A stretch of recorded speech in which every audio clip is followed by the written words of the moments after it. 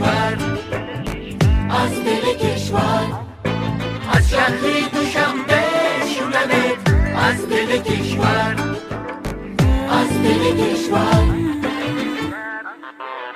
بینندگان عزیز، الان ما با باغ فرهنگی و فراغتی به نام ابوالقاسم فردوسی که در پایتخت جایگیر است وارد شدیم و در اینجا مردم پایتخت و مردمی که به اینجا به مهمانی آمدند دیدیم که الان آنها با سیر و سیاحت فراغت و این چنین با تماشای این باغ برهوا مشغول هستند و شامگاهان خود را با خوشی و خرسندی در اینجا دور زده و با فرزندان و عائله خویش آنها تماشای این باغ را کرده ایستادند و الان ما با شما بینندگان عزیز زیبایی و بسیار برهوا بودن این باغ رو به شما نشان می‌دهیم و شما با چشم خیر خواهید دید. در اینجا شخصانی هستند که با عکس گرفتن مشغول هستند.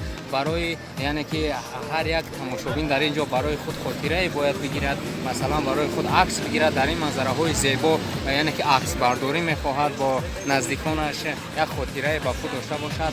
در اینجا شخصانی هستند که با این کار مشغول هستند. در اینجا دلخواه دیگر اسباب مثلا اپارات‌های هستند که برای از آنها استفاده بودن و در اینجا وقت خود را خوش گذرانیدن امکانات های وسیع فراهم آورده شده است و با چراغ‌های روشن و روشنی که بسیار طبع یعنی که نمود ظاهری باغ را زیبا و خوشمنظر یعنی که زیباتر عیان میکند اینجا وجود دارد. یعنی خلاص این باغ فرهنگی فراغتی با تمام قاعده و قانونش برای ما شهروندان آماده گردانده شده است.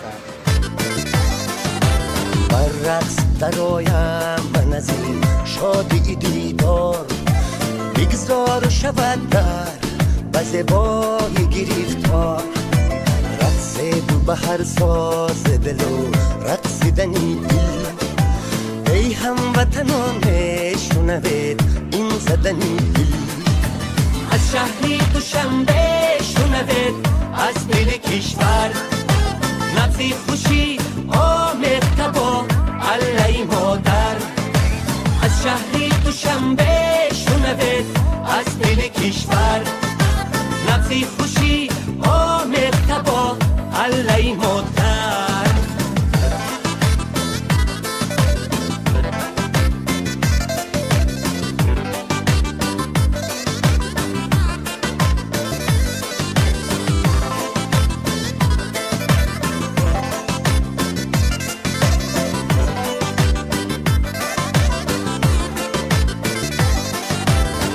محزنی آزادی هم آبادی و گنجم.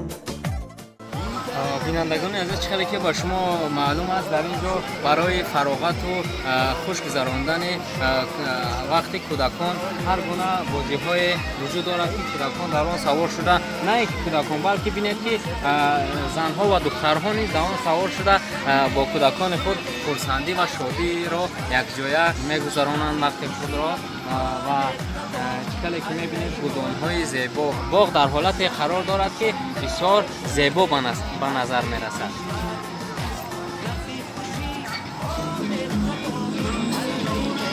اطراف باغ با تمام هر یک جایهای باغ با گل‌های زیبا منظری یعنی که طبیعی آراسته شدند که این گل‌ها با زیبایی باغ با زیبایی زن می‌کنند. این گل‌ها را چقدر که شما دیده ایستادید بسیار گل‌های زیبا که در اینجا زحمت چندین شخصیت‌ها است که این آبادی و این گل‌های باغ برای ما به طور عیانیت پیشنهاد کرده شده.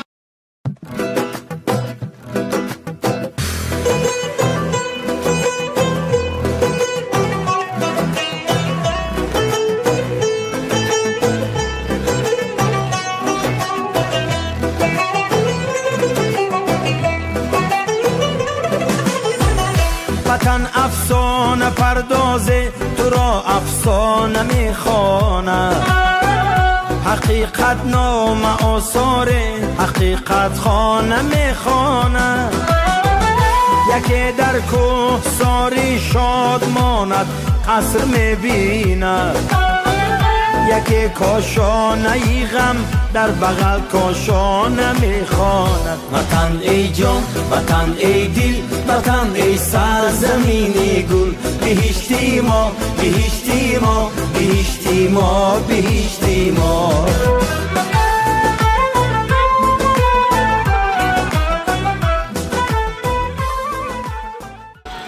خیلی که دیده ایستاده باز شهروندانی هستند که در مخصوص به شکل تکنیکایی هستند که به شکل پویی ساخته شدند که در اونجا علاقه شما میبینید که به طرف نیستند، خود و کلان در اونجا سوار شده استراحت خود را باز هم بهتر میگردند.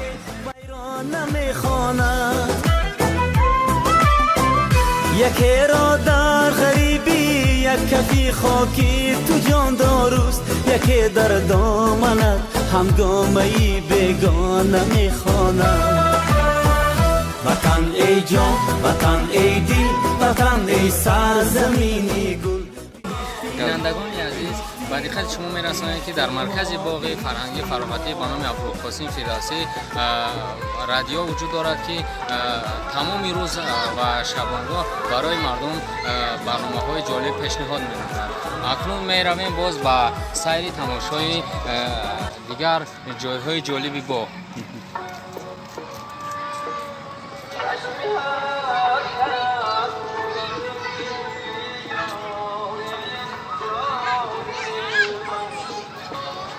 بینندگان از خیلی که میبینید اکنون قطاره برای خودترکان ساخته ما الان که از نزد ما میگذرد و شما میبینید که اون چقدر زیبا و برای تماشا و استراحت شهروندان خوب آراسته کرده شده است.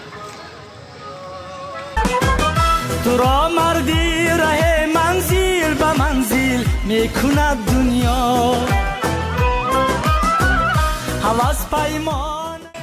چیزی دیگر را خودرسان کردن لازم است که باغ با درختان زیبا و سایه افکن و گل‌های رنگارنگ زیبا و عرشه‌های برای نمود ظاهری باغ را زیبا گرفتن، یعنی که آراسته کرده شده است که این محض انا همین زیبایی‌ها و انا همین گل‌ها و درختان زیباگی باغ را باز هم برای ما خوب عیان می‌کند. چخیلی که دیده ایستاده تمام شهروندان در اینجا وقتی خوش دارند و با شوخی و هزل‌ها مشغول هستند و با استراحت و با سوار شدن بازی‌ها، یعنی که سوار شدن تکنیک‌های مخصوصی استراحتی مشغول هستند.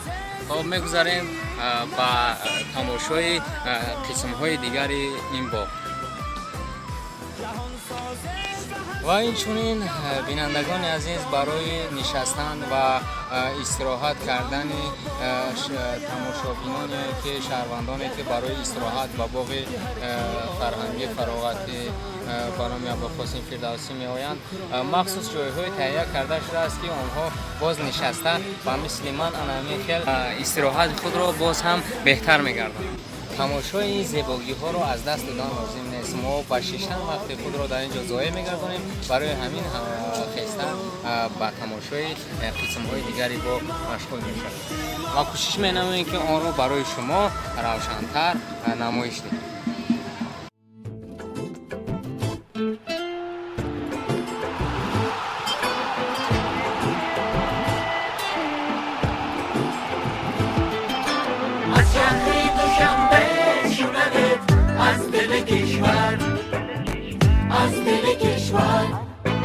از شهر دوشنبه شونمت، از دل کشور، از دل کشور.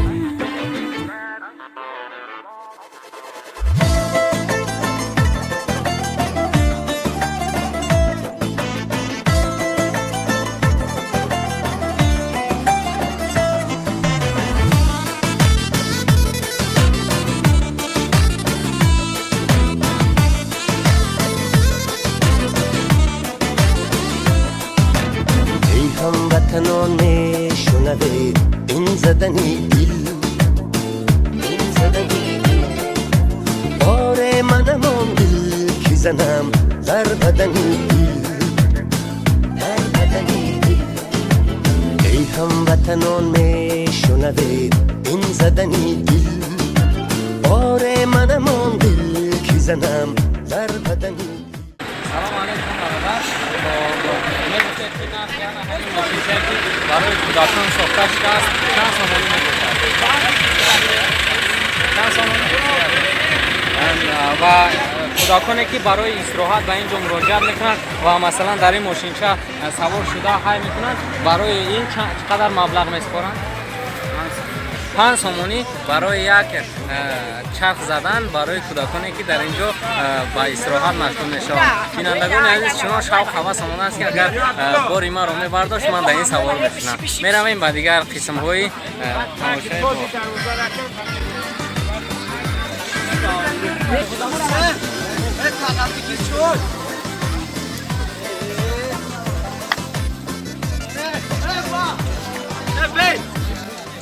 بینندگان عزیز، این چقدر شما دیده ایستاده در چشمان این برادر مخصوص اسباب گذاشته شده است که با معاینه سر اون تاثیر کرده همون منظره هایی که در آنجا نشان میدهد و شکلی مثلا با بالا یگون دریا گذاشتن یا اینکه یگون نشیبی و بالا همه اون رو در نظر عیانیت نشان میدهد که این برادر خود رو در همونجا تصور کرده و کمی خودش را ناراحت کرده است. از دل کشور لبزی خوشی آمد با علی مادر از شهری دوشنبه شنوید از دل کشور لبزی خوشی آمد با علی مادر.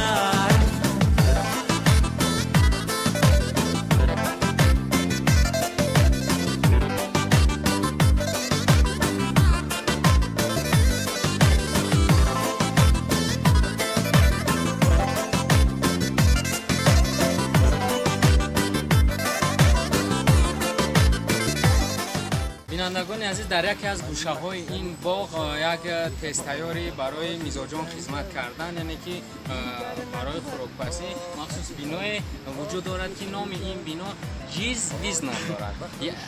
چخیلی که شما میبینید در بالای آن همین بینا آن همین نام نوشته شده است، یعنی که هنگام خوراکپزی خوراک ما در آتش یا اینکه در همون مخصوص اسبابی که پخته می شود جیز بیز میکند، یعنی جیز بیز با معنای آن همون صدای خوراک گذاشته شده است.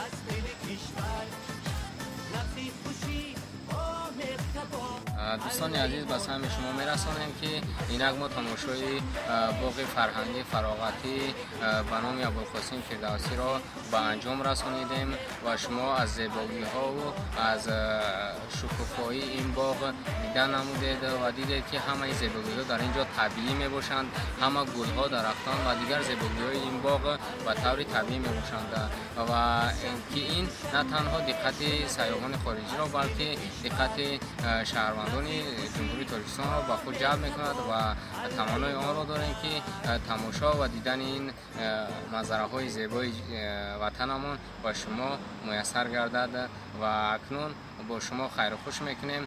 در امان خدا باشید. وطن افسانه پردازه تو را افسانه میخوانه، حقیقت نام آثار حقیقت خانه میخوانه، یکی در کوه ساری شاد ماند قصر میبیند،